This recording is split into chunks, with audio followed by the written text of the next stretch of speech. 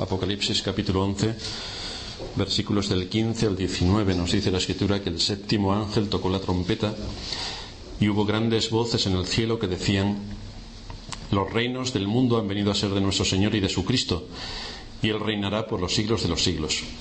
Y los 24 ancianos que estaban sentados delante de Dios en sus tronos se postraron sobre sus rostros y adoraron a Dios diciendo: te damos gracias, Señor Dios Todopoderoso, el que eres y que eras y que has de venir, porque has tomado tu gran poder y has reinado.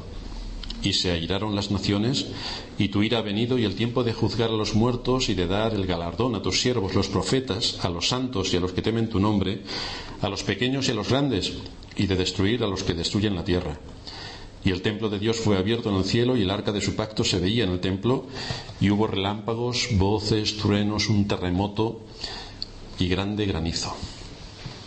Ya hemos estado diciendo, cuando nos exponemos a la enseñanza de este libro, que no es un libro de adivinación, ni es un libro para saber el futuro, ni es un libro esotérico, ni las 1000 barbaridades que la gente de nuestros días le atribuye a este libro, sino que es una carta escrita a la Iglesia en la cual debemos encontrar en símbolos todo lo que se nos expone para ver a qué realidades se están refiriendo.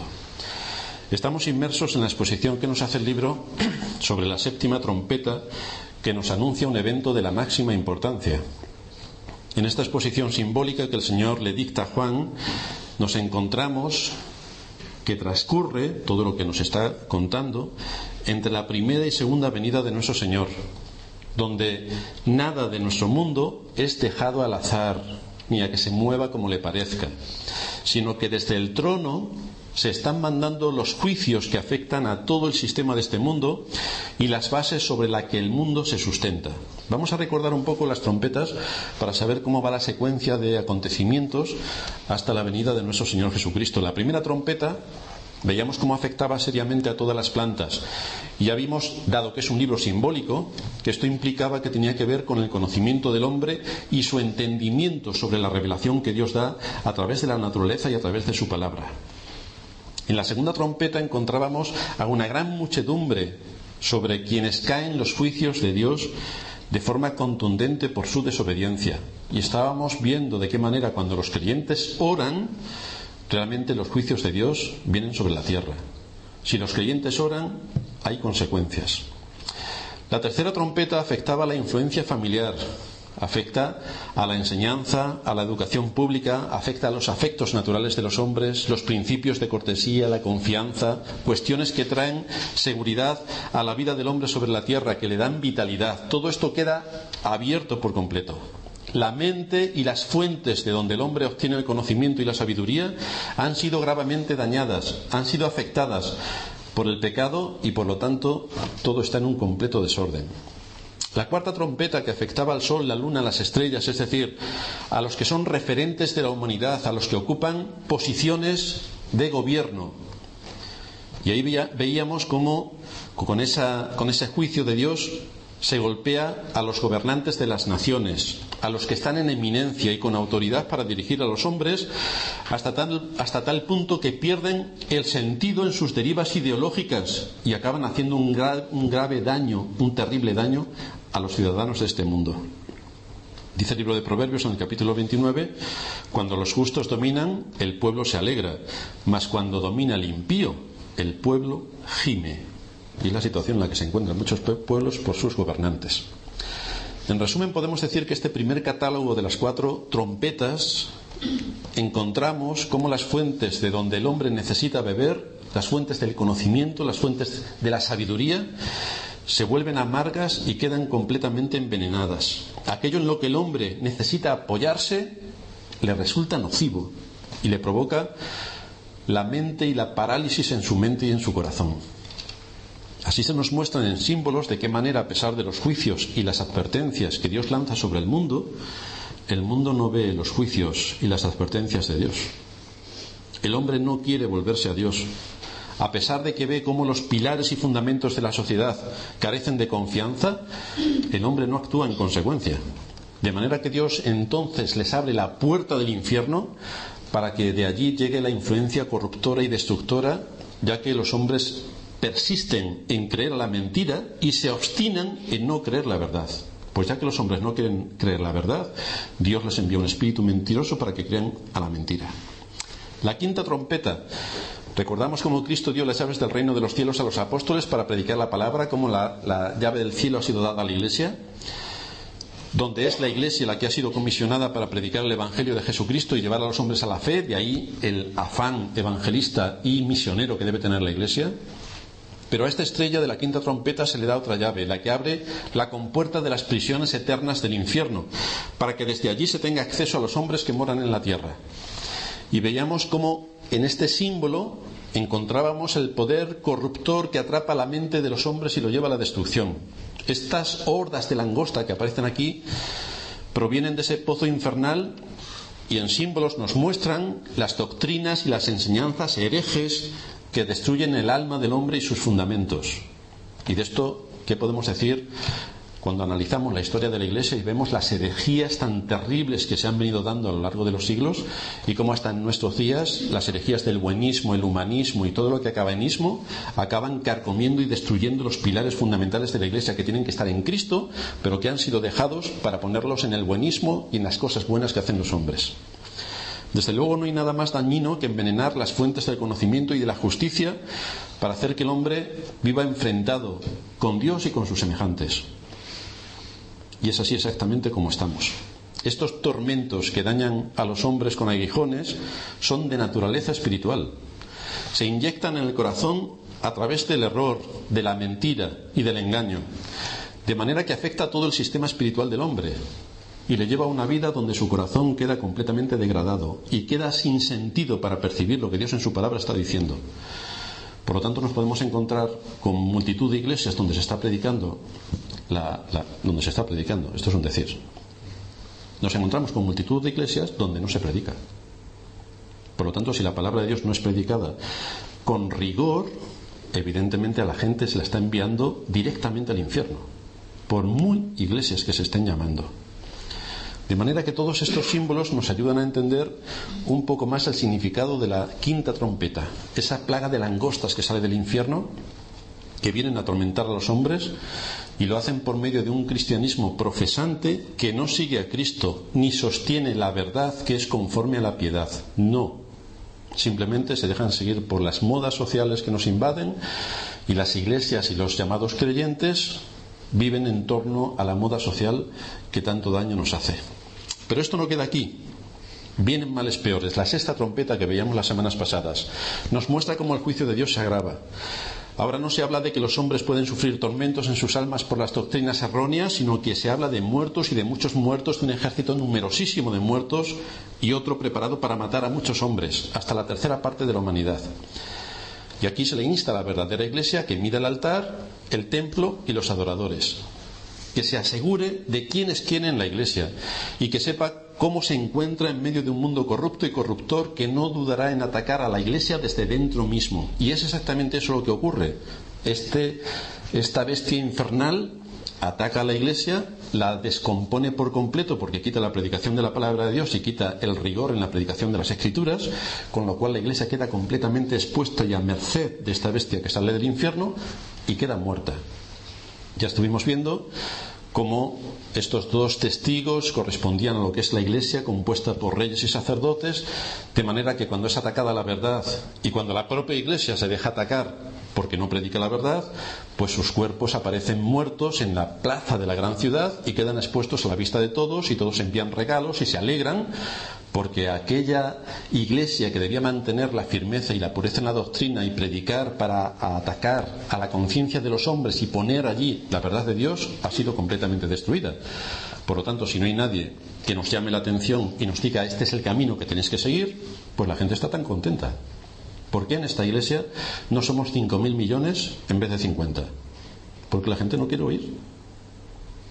Si estuviéramos predicándole a la gente o enseñándole a la gente algo que les gusta a sus sensaciones, a sus sentimientos y a sus emociones, evidentemente necesitaríamos un local inmenso. Pero cuanto más precisamos la verdad, muchas menos personas estarán dispuestas a escucharla, porque escuchar la verdad es muy duro. Escuchar la verdad es muy duro. Sin embargo, de la misma manera que Dios hace nacer de un corazón muerto uno vivo, y de la misma manera que nos ha sacado de las tinieblas para llevarnos a su luz admirable, eso es lo que también hace Dios cuando da su espíritu a su iglesia. De manera que estos dos testigos que resucitan nos muestran que la iglesia, por el poder del Espíritu de Dios, puede resucitar y puede dar y anunciar el mensaje del Evangelio. Esto es lo que ha ocurrido en diversas épocas de la historia de la Iglesia. La más importante, o la que podemos recordar con más precisión, la historia de la Reforma.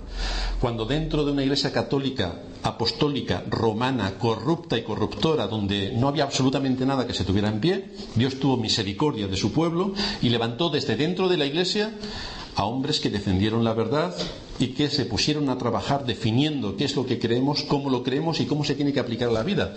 De manera que en los países donde esa doctrina ha sido predicada, los países protestantes, vemos cómo Dios ha bendecido esos países, cómo Dios ha utilizado esos países, cómo se han movido en el campo misionero, cómo se han movido en el campo de las artes, de las ciencias y las letras, y cómo se han despegado completamente del mundo medieval en el que vivíamos gracias a la todopoderosa Iglesia de Roma. Dios tuvo misericordia de su pueblo y levantó la Reforma. Ahora llegamos a la séptima trompeta. Cuando llegó el momento de tocar esta última trompeta, se oyeron voces proclamando que por fin había llegado lo esperado y todo lo que había sido anunciado desde tiempo antiguo. Por fin se iban a cumplir las promesas. Lo que están proclamando estas voces es algo asombroso: que Cristo reina. Por fin reina en toda su magnitud, sometiendo a todos sus enemigos por estrado de sus pies, dice Pablo en 1 Corintios 15, 25, porque es preciso que él reine hasta que haya puesto a todos sus enemigos debajo de sus pies, y el postrer enemigo que será destruido es la muerte. Así que esta séptima trompeta, igual que nos ha anunciado antes con los 7 sellos, nos introduce en un proceso que ha venido desarrollándose a lo largo de la historia de la humanidad, hasta que llega a este punto concreto y culminante: la segunda venida de Cristo.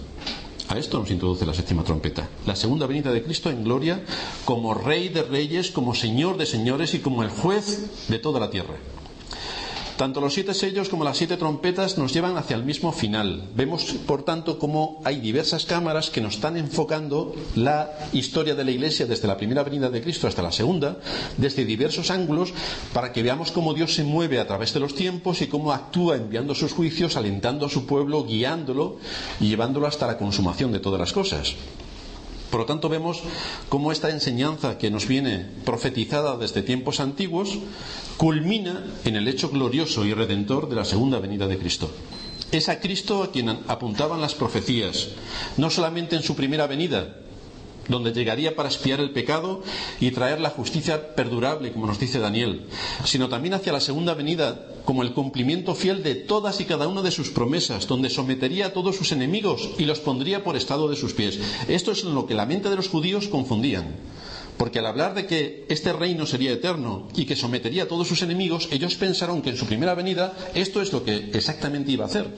Por eso esperaban un gran general, un gran caudillo, quien con sus hordas de soldados sometiese al imperio romano y pusiese su capital en Jerusalén y allí afirmase su trono.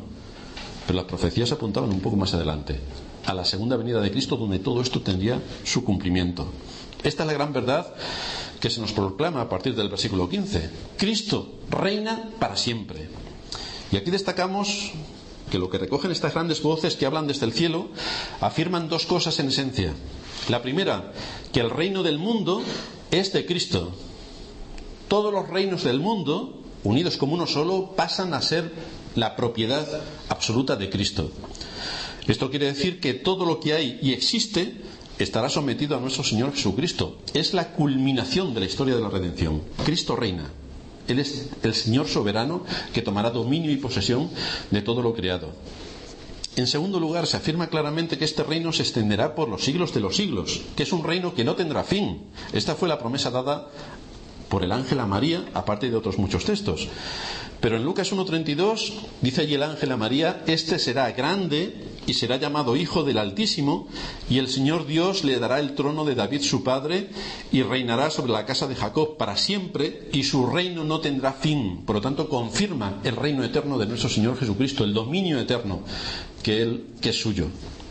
El ángel, por tanto, está expresando una realidad que ya anunciaron los profetas, y habla del gobierno y del reino de Cristo en la tierra, un reino eterno. Pero fijaos que no dice que el reino será por un periodo de 1000 años, como la cristiandad en general, gracias a los católicos romanos, cree. Porque interpretando el capítulo 20 de este libro de Apocalipsis, entiende que habrá un milenio. Pero después, cuando estamos estudiando tanto las cartas pastorales como las profecías, como este libro, encontramos que después de la 6ª trompeta viene la 7ª. Y no hay ningún milenio por ningún sitio. Luego veremos cuando lleguemos al capítulo 20 de qué está hablando. Pero desde luego del milenio no.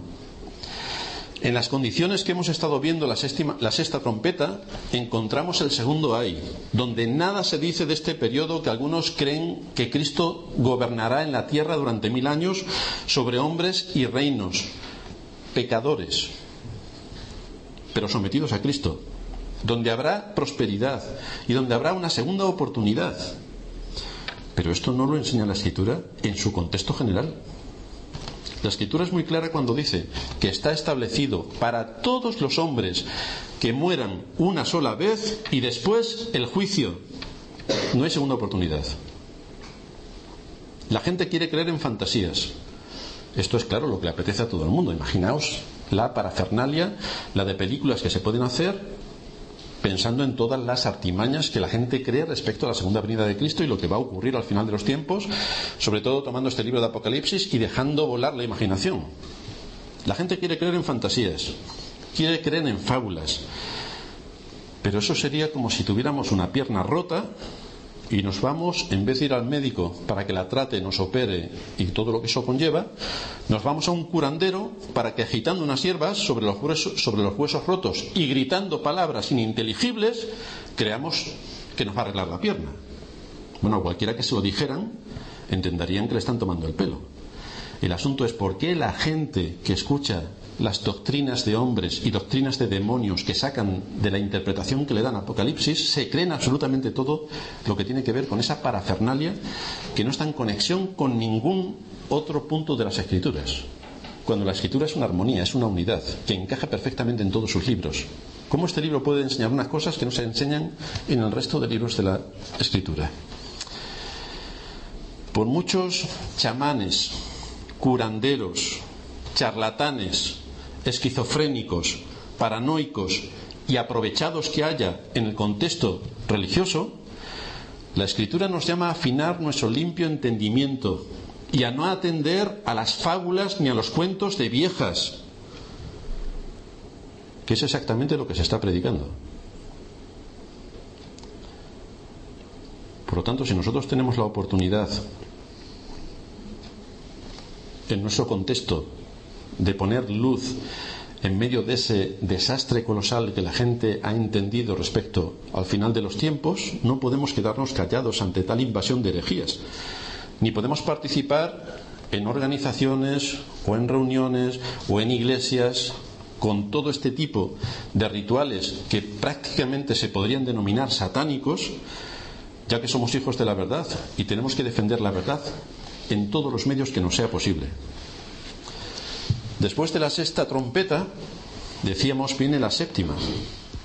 Y esto se refiere a que Cristo vuelve a reinar sobre su pueblo redimido, los salvados, aquellos que han sido limpiados por su sacrificio. Es un pueblo de una magnitud incontable, como las arenas del mar. Esta fue la promesa que Dios le dio a Abraham, que su descendencia sería como la arena del mar, como las estrellas de los cielos. Y esto será sobre la tierra renovada y transformada. Este será un reino establecido por Cristo para siempre. Es un reino eterno. Así se nos atestigua en muchos lugares de las Escrituras. Por ejemplo, si nos vamos a Daniel capítulo 7, versículo 26, encontramos allí que se sentará el juez y le quitarán su dominio a la bestia, que aquí también aparece como ese mundo que está dominado por esas posesiones infernales. Le quitarán su dominio a la bestia para que sea destruida y arruinada hasta el fin. y que el reino y el dominio y la majestad de los reinos debajo de todo el cielo se ha dado al pueblo de los santos del Altísimo, cuyo reino es reino eterno, y todos los dominios le servirán y obedecerán. ¿Y por qué lo harán? Porque Cristo reina como rey. Ya ha quedado todo sometido bajo sus pies. Él es el que gobierna absolutamente sobre toda la creación. Daniel 12:2: y muchos de los que duermen en el polvo de la tierra serán despertados. Dos grupos de gente, dos categorías, unos para vida eterna y otros para vergüenza y confusión perpetua. Nada se nos dice allí de que tendrán que pasar 1000 años y luego a los 1000 años veremos qué ocurre, a ver si son buenos, obedecen. No. Llega el día del juicio final, llega la segunda venida de Cristo, llega lo que está anunciando esta séptima trompeta, y ahí se acaba todo. Es el día del juicio final. Los entendidos, dice Daniel, resplandecerán como el resplandor del firmamento, y los que enseñan la justicia a la multitud como las estrellas a perpetua eternidad. Es decir, aquellos que por la fe abrazaron a Cristo son los que estarán reinando con Él. Pero también en el Nuevo Testamento se nos habla bastante acerca de este evento. Pedro, en su primera carta, capítulo 3, versículo 13, nos dice: pero nosotros esperamos, según sus promesas, cielos nuevos y tierra nueva en los cuales mora la justicia.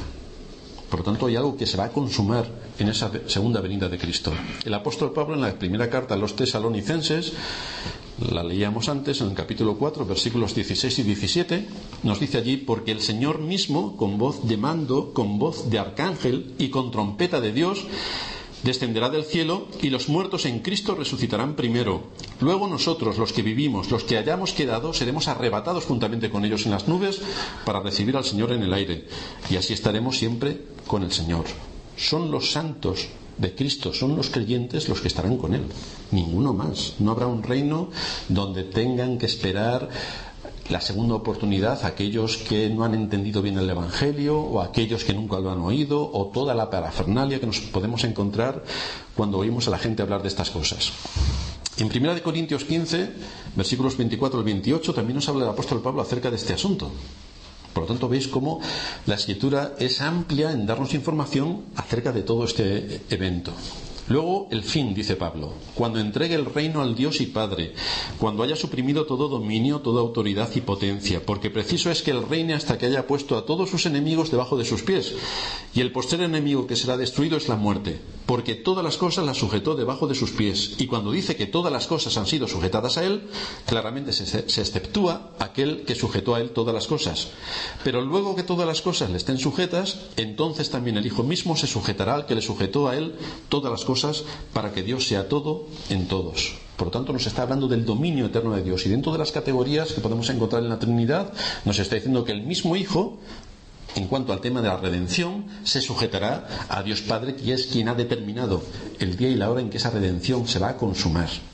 Cristo ha preparado, por lo tanto, todo para tomar el gobierno de su creación, que legítimamente le pertenece y que por causa del pecado quedó en la situación en la que nos encontramos. Pero Cristo tomará posesión de toda su creación en su segunda venida. Dice el apóstol Pablo cuando escribe a los Romanos en el capítulo 8, versículo 19, que el anhelo ardiente de la creación es el aguardar la manifestación de los hijos de Dios, porque la creación fue sujetada a vanidad no por su propia voluntad, sino por causa del que la sujetó en esperanza, porque también la creación misma será libertada de la esclavitud de corrupción a la libertad gloriosa de los hijos de Dios, porque sabemos que toda la creación gime a una y aún está con dolores de parto hasta ahora, y no solo ella, sino que también nosotros mismos, que tenemos las primicias del Espíritu, nosotros también gemimos dentro de nosotros mismos esperando la adopción, es decir, la redención de nuestro cuerpo. Es exactamente lo que estamos esperando, el cumplimiento final de las promesas de Dios, que tiene su culminación en la segunda venida de Cristo, donde no solamente nosotros seremos redimidos al 100%, sino que toda la creación quedará liberada de la esclavitud del pecado a la que está sometida desde que Adán pecó. Desde todos los rincones de la tierra, todos confesarán que Cristo es el Señor, para gloria de Dios Padre. Unos lo harán para salvación y otros para condenación perpetua, porque Cristo viene a reinar y a dar a cada uno el pago de sus hechos. Hoy Cristo tiene aquí su reino también. Leímos la semana pasada cómo la levadura en la masa empezaba a llenar toda la masa de forma muy, muy lentamente, pero que la ocupaba toda.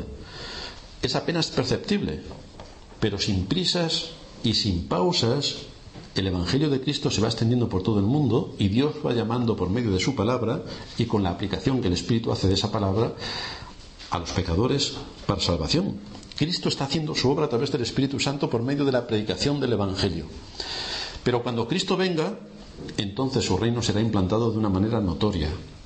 Todo lo que conocemos hasta ahora se acabará, porque entraremos en un mundo sin pecado, algo que nos es desconocido e inimaginable. Y no lo podemos ni imaginar porque en nuestra experiencia no está como será un mundo sin pecado.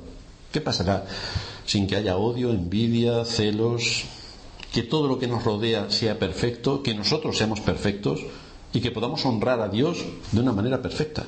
Es algo que no puede entrar en nuestra mente. Pero en aquel tiempo, lo que nos dice la Escritura es que Cristo reinará sobre todos los redimidos. Redimidos que estarán libres de pecado, libres de la influencia de la carne, libres del pensamiento del mundo, libres del diablo, libres de todo tipo de ataques. No estaremos como ahora en un mundo que está sujeto a vanidad por la corrupción de la maldición de Dios sobre Adán, sino en un mundo liberado de la corrupción, al que se le ha devuelto la plenitud y el esplendor que tenía cuando Dios lo creó. Un mundo en el que todo era bueno en gran manera y que volverá a ser así, que todo será bueno en gran manera. Es decir, todos los elementos de la creación de ese cielo nuevo reflejarán de forma clara el poder y la sabiduría del Dios que lo creó. ¿Qué aplicaciones podemos sacar de todas estas enseñanzas que nos muestran aquí en símbolos las Escrituras? Pues lo primero que vemos es que la gracia de Dios se ha manifestado desde la creación. Que Dios no dejó al hombre solo a pesar de su caída, no lo dejó solo, sino que le prometió un gran Salvador. La serpiente heriría en el calcañar a la simiente de la mujer, pero la simiente de la mujer heriría en la cabeza a la serpiente. Por lo tanto, Dios desde el principio, desde Génesis, ya empieza a anunciar el Evangelio, las buenas nuevas de salvación. El hombre que es incapaz de obedecer y someterse a la ley de Dios, Dios ha puesto un remedio para que esa situación quede alterada. La desobediencia del hombre y la entrada del pecado, desde luego, no condicionaron la voluntad de Dios, sino que Dios sigue manteniendo el principio para que todo tuviese como finalidad la gloria de su nombre.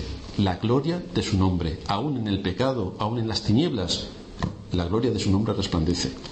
Dios ha mostrado su misericordia en que no nos ha dejado solos en medio de nuestros pecados, sino que se ha encarnado. Este es el Dios que proclama las Escrituras. Este es el Dios que hoy, en nuestros días, en estas fechas, se proclama con tanta alegría.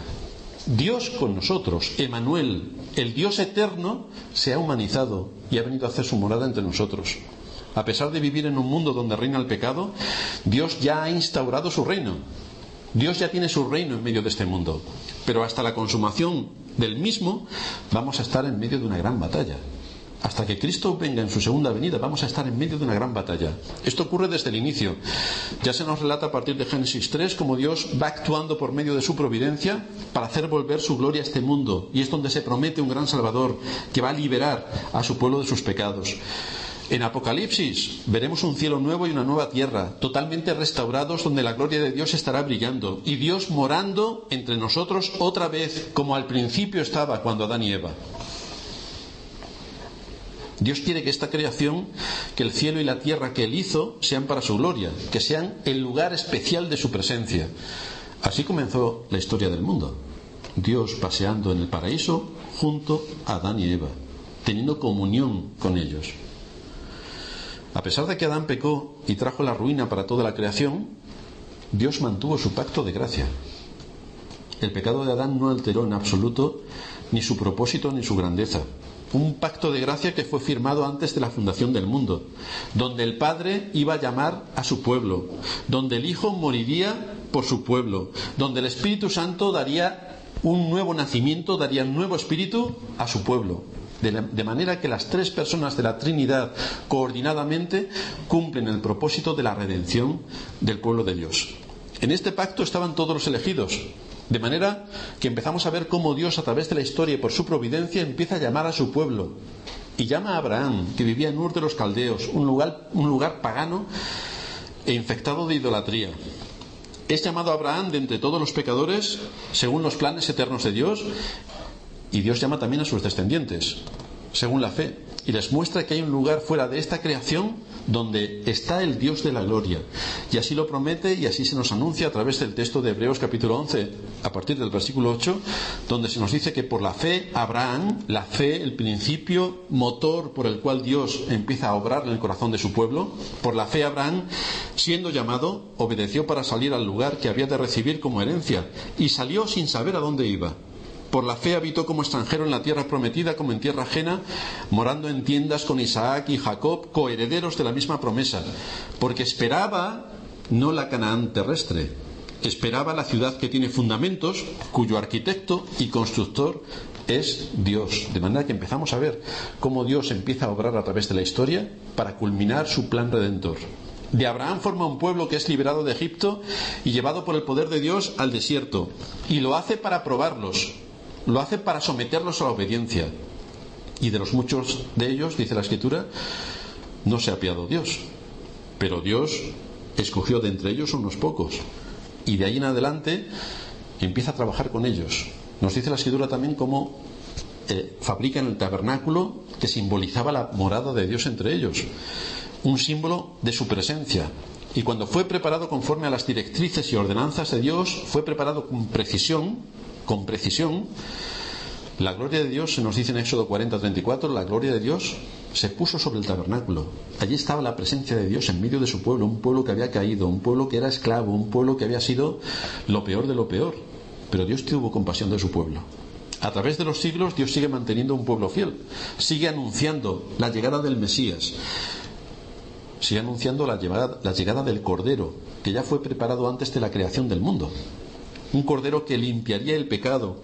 Y por tanto llegamos al momento crítico de la historia, el momento de la primera venida de nuestro Señor Jesucristo, que había sido prometida desde Adán, luego con Abraham, luego con los profetas, y recordamos todo lo que tenía que ver con la ley ceremonial, con la muerte de los animales, la muerte de los corderos, la expiación del pecado, lo que cada sumo sacerdote tenía que hacer una vez al año dentro del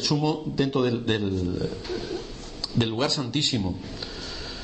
Y cómo estaban esperando la llegada del Mesías, el Redentor, el que limpiaría a su pueblo de sus pecados. Cuando el Cristo prometido llega, todo el cielo se conmueve. Los ángeles proclaman y anuncian su llegada, cantando gloria a Dios en las alturas y proclamando paz y buena voluntad de Dios para con los hombres.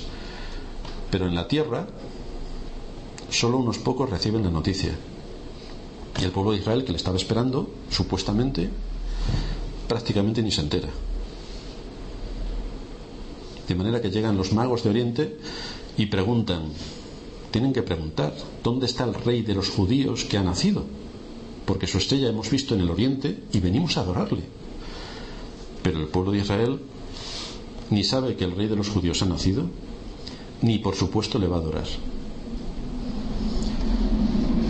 Cuando llegó el tiempo y empezó su obra, que tenía como finalidad quitar el pecado, tenía como finalidad echar al diablo, aquel que había engañado y dominado al hombre, nos encontramos con algo sorprendente, y es que el reino de Dios se implanta en este mundo.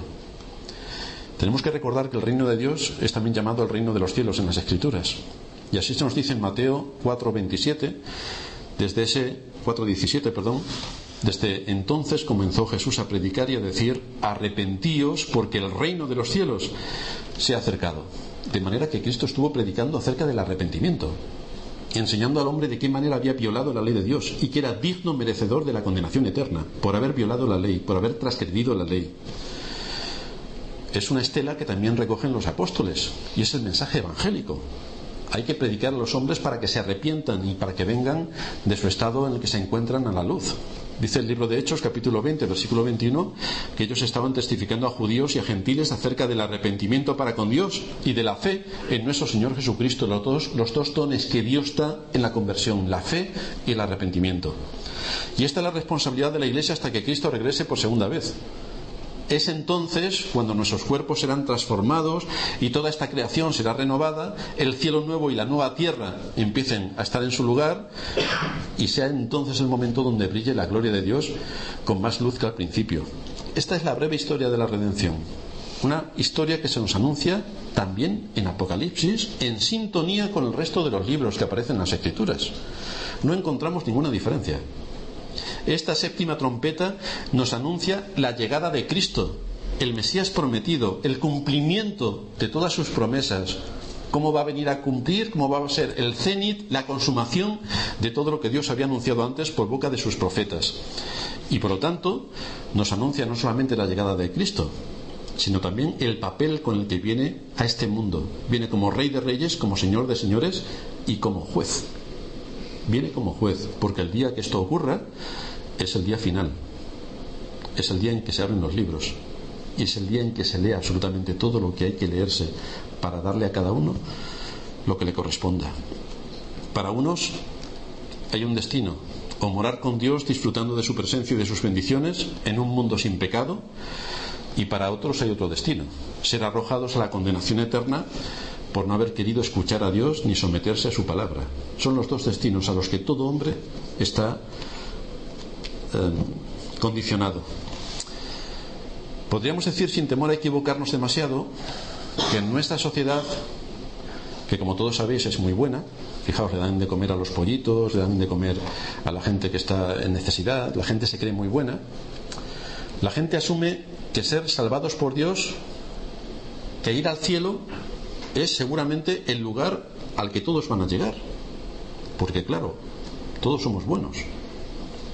Sobre todo habréis oído cuando alguien se muere que los que están allí en el entierro dicen qué buena persona era. Exactamente. Luego mientras que está viva nadie dice eso, pero cuando se mueren todo el mundo es bueno. Los hombres viven con una conciencia lo suficientemente elevada de sí mismos, viven con una conciencia de justicia propia tal que dan por supuesto que si hay un cielo ellos van a ir allí. Si insinúas a una persona que las advertencias y las amenazas que nos hace la Escritura en general y este libro de Apocalipsis en particular sobre lo que supone la llegada de Cristo, sobre lo que será la conmoción terrible que sufrirán todos los que vivan en esa época por no haber escuchado la palabra de Dios, por no haberse arrepentido, lo cual les llevará directamente a la condenación eterna, si tú les hablas de las advertencias severas que hace la Escritura, pueden pensar de ti que eres un radical, que no tienes misericordia, que lo que crees es algo ofensivo, que es de mal gusto o incluso insultante, y que desde luego en esta época de la Navidad, donde todos nos hacemos regalos, comemos turrón y polvorones y brindamos con cava o champán o sidra, tú no puedes predicar estas cosas porque dejas a la gente triste, y en estas fechas todos tenemos que estar alegres. Todas estas cosas no se pueden predicar. La gente en general no se plantea lo que hay después de la muerte. A grandes rasgos es que nadie quiere pensar en la muerte. Pero esconderse en fábulas, en ficciones, en esoterismo, en sensacionalismo o en pensar que no existe nada más no evitará que la realidad llegue. Es decir, por mucho que yo piense que no hay luna, la luna existe. Por esta razón, la Iglesia tiene la responsabilidad de anunciar el Evangelio de nuestro Señor Jesucristo. Dice el apóstol Pablo en 1 Corintios 2:13, lo cual también hablamos, no con palabras enseñadas por sabiduría humana, sino con las que enseña el Espíritu, acomodando lo espiritual a lo espiritual. Es decir, tenemos que saber dónde estamos, qué es lo que estamos predicando y cuál es el propósito de que la predicación, de que la palabra de Dios sea expuesta. ¿Cuál es el propósito? Es orar a Dios para que use su palabra, que toque los corazones y cambie los corazones, los pase de muerte a vida o siga dando conocimiento para saber cómo tenemos que someternos a él y obedecerle mejor. A pesar de que todas las fuerzas infernales ponen tropiezos para que Cristo reine, a pesar de todos los obstáculos y oposición que se levanta contra el conocimiento de Dios y que es gravísimo, a pesar del negro corazón del hombre y que es duro como una piedra, a pesar de que los demonios hacen lo imposible para que Cristo reine, desde luego nada puede evitar que Cristo reine. Nada lo puede evitar. Es imposible que la criatura pueda alterar ni un ápice lo que el Creador ha determinado que va a ocurrir. Y lo que ha determinado es que su Hijo Jesucristo, la segunda persona de la Trinidad, que es el Dios encarnado, reinará por los siglos de los siglos y consumará en su segunda venida su reino. Esto es lo que anuncian las profecías. Y esto se va a cumplir pese a quien le pese. Si eso es lo que Cristo va a hacer, a pesar de que todo el mundo se ha opuesto, con sus gobernantes, con sus modas de pensamiento, con todas las fuerzas de este mundo y todas las fuerzas del infierno, cada uno debería considerar su situación y cómo queda en todo este cuadro. Porque es un asunto que corresponde a un gran motivo de alegría para el pueblo de Dios, pero a la vez es una solemne advertencia para quien no es pueblo de Dios. Es decir, el día del Señor vendrá, el juicio de Dios vendrá, y ya sea que nos muramos, el juicio de Dios está, o que estemos cuando Cristo venga, el juicio de Dios es una verdad irrefutable. Como dice el Salmo 2, la gente piensa cosas vanas. Con respecto a Cristo, la gente piensa cosas vanas. Piensan que eso es una mentira, que eso es vete a saber si existió, o en las iglesias de hoy piensan absolutamente de todo menos la realidad. Rompamos sus ligaduras, echemos de nosotros sus cuerdas. Es que no queremos nada más que nos aprisionen, no queremos que nos prediquen el Evangelio, no queremos que nos digan qué es lo que debemos de hacer, queremos ser libres. En esa libertad del hombre que proclama tanto se encuentra el libertinaje, no la libertad, porque la libertad está sometida a la ley, el libertinaje no tiene ley, pero la libertad se marca porque tiene la ley. Vivimos en un país libre porque hay leyes. Si no hubiera leyes no viviríamos en un país libre, viviríamos en el país de la selva, es decir, el que más pueda se queda con lo que pille.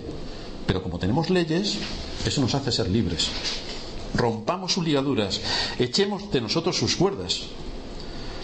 Pero no hay nada que pueda afectar al propósito de Dios respecto a la salvación de su pueblo y respecto a la segunda venida de Cristo y respecto a todo lo que ocurre en el mundo.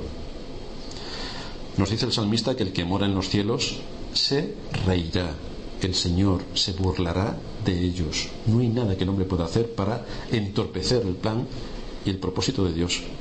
Él reinará y hará todo lo que tenga que hacer para cumplir su propósito. Y su propósito es llevar a sus hijos a la gloria y que su nombre sea ensalzado y sea engrandecido y sea honrado y reconocido por toda su creación. Dice el apóstol Pablo en 2 Corintios 10:4 que las armas de nuestra milicia no son carnales, sino poderosas en Dios para la destrucción de fortalezas, derribando argumentos y toda altivez que se levanta contra el conocimiento de Dios y llevando cautivo todo pensamiento a la obediencia a Cristo. Esto es lo que hace la palabra de Dios cuando es usada por el Espíritu Santo para cambiar los corazones.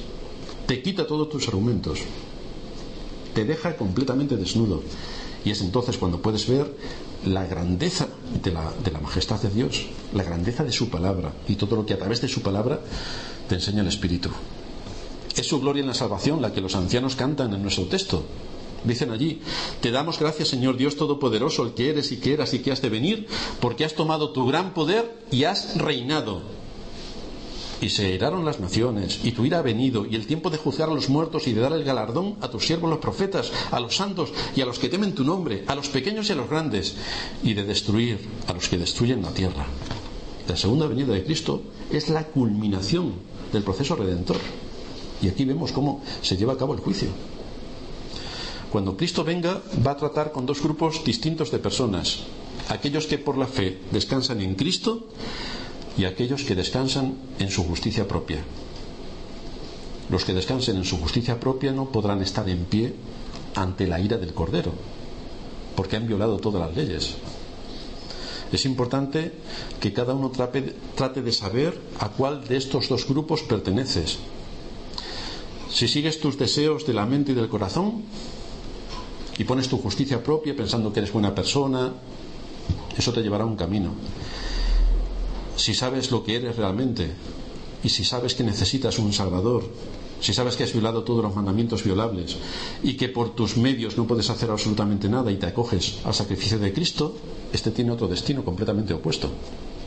Y en su segunda venida, Cristo va a tratar como juez a los hombres, no en plan misericordioso como hoy nos trata, sino que va a actuar como juez.